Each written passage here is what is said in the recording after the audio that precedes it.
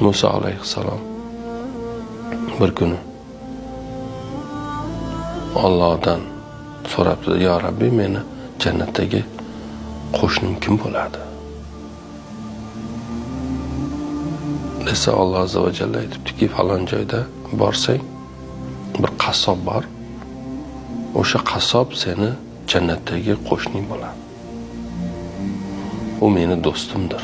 Ya'ni vali bir zotdir.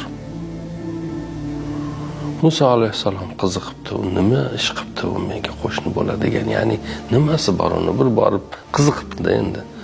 Boribdi, o'zini musofir bir odamdek tutib uyda mehmon bo'pti. Keyin u odam go'sht pishiribdi. Go'shtni lahm joylarini, mayin joylarini olib maydalab bir kosaga solibdi.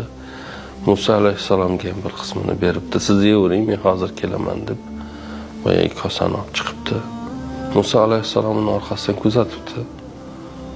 Borib qarasa, bir ayol bor ekan, unga yediribdi boyagi go'sht. Keyin ayol tagidagi o'sha to'shaklarini olib, yangilarini qo'yib, kir bo'lganlarini yuvib, tozalab, ilib, keyin kelib dasturxon boshiga yemabsiz-ku, taomlamabsiz-ku desa, Musa alayhissalom aytibdiki, buni kim u? Bu voqea hozir qayerga borib keldingiz? Nima qildingiz? Bu haqida aytmaguningizcha menga bir og'iz taomingizni yemayman. Keyin odam aytdi, bu meni onam bo'ladi. Qarib, harakatlari shunaqa bo'lib qoldi. Har kuni shu o'rnini tozalayman, almashtiraman, taomini yediraman, boshqa qilaman, butun dardim shu. Kunduz kuni bir hayvonlar nima qilmasin deb shu havoga nimaga ko'tarib, o'rnini yerdan ko'tarib qo'yganman. Xavotir bo'lmasligi uchun bir har xil hayvonlar bor, endi ular xalaqit qilmasin deb. Boshqa nima yo'q.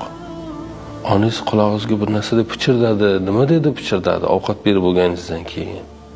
Onam shunday qiladi har doim. Menga ovqat berib bo'lganimdan keyin Alloh seni jannatda Musa payg'ambar bilan qo'shni qilsin deb duo qiladi onam. Men endi bunga nima qilmasam ham men kimman, lekin amin deb qo'yaman. Shunday deb duo qiladi desa, Musa alayhissalom aytgan ekanda, men Musa payg'ambarman. Allohning elchisiman. Alloh meni sen oldinga yubordi. Men sen o'sha jannatdagi qo'shningman, sen meni jannatdagi qo'shnimsan.